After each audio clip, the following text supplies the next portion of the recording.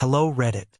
Before you roll your eyes at another long-winded legal drama or relationship disaster, let me just say, this isn't your typical breakup sob story. I'm not here for pity. I'm here because what happened to me was so unbelievable, so twisted, that even now, retelling it feels like I'm reading someone else's life.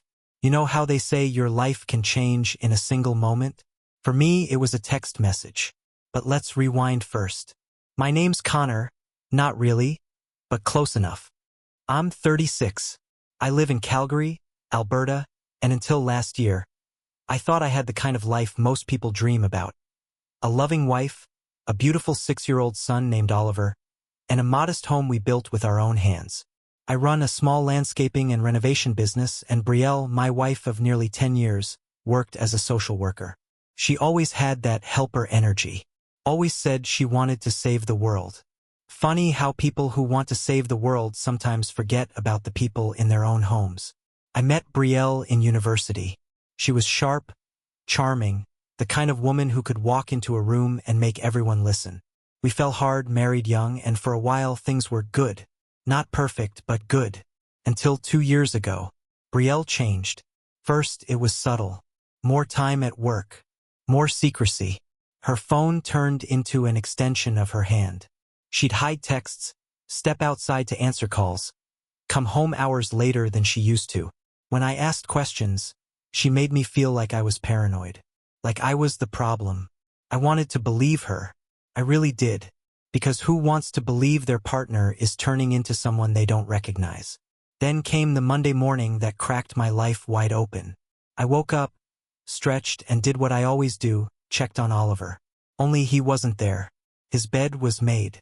His favorite stuffed moose, Max, was missing. So was his little overnight backpack. My stomach dropped. I raced around the house calling his name. Nothing. I called Brielle. Voicemail. Called again. Voicemail. Finally, a text. Oliver is safe. I filed for emergency custody.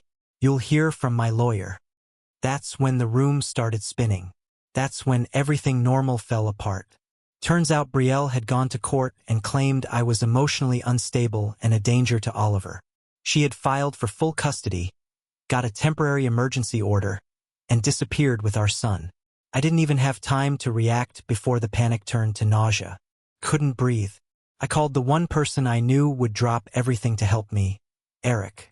Eric is my cousin, my best friend, and, thank the heavens, a criminal defense lawyer with a mind like a steel trap. I was crying when I called him, barely able to get the words out. He told me to come over. Right now. We sat at his kitchen table until 3 a.m., combing through everything I could think of. Texts from Brielle, pictures of our family, receipts, emails. He called in Denise, a private investigator he's worked with for years, to start tracking Brielle's movements and digging into her recent history. What we found, well, let's just say it made my blood run cold. Brielle wasn't working late. She wasn't at the office. She was with a guy named Logan, a real estate agent. Older, wealthy, flashy, and dangerous. Domestic violence record. Prior fraud conviction. Narcotics possession. And, somehow, Brielle thought this guy was her ticket out. Out of our marriage. Out of motherhood. Out of whatever she thought her life had become. The texts between her and Logan. Once Denise cracked into a backup, painted a horrifying picture. Not only were they planning to take Oliver and cut me out of his life, but they were building a narrative to have me declared unfit. Dangerous. Abusive. Only thing was, I wasn't any of those things. 3 weeks later, we had our first court appearance. Eric laid it all out. The judge saw through Brielle's lies fast. The custody order was thrown out. Oliver came home to me. Shared custody was reinstated. And Brielle? The court ordered an investigation into her conduct. I thought the nightmare was ending. I was wrong. Just days later, I found a knife stashed under the driver's seat of my truck. Not mine. Never seen it before. I called Eric. He didn't even hesitate. Don't touch it. Call the police. Turns out Brielle had filed a police report the previous week, claiming I'd threatened her life. She planted the knife.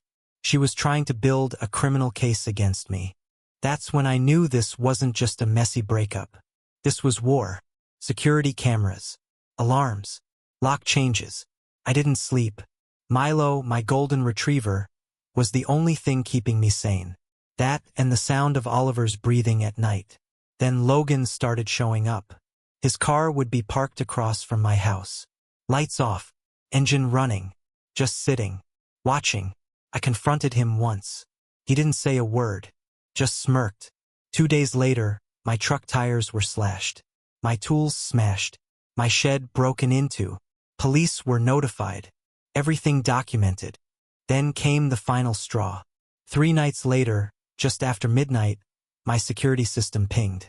I checked the live feed and froze. It was them, Brielle and Logan, trying to break into my garage. She had a crowbar. He had gloves and a duffel bag. I still don't know what they planned to do. I'm not sure I want to. They were arrested on the spot. Caught on camera. No room for lies this time. In court, Brielle screamed about how I'd ruined her life. Logan lunged at a police officer and got himself tossed. The judge ordered a psychiatric evaluation for her. Logan was slapped with multiple charges, including breaking and entering, conspiracy, narcotics possession, and violating parole on an outstanding warrant in Saskatchewan. The custody case ended fast after that. I got full custody. Brielle? Supervised visitation twice a month, if that. Oliver doesn't even ask about her anymore. He's thriving now.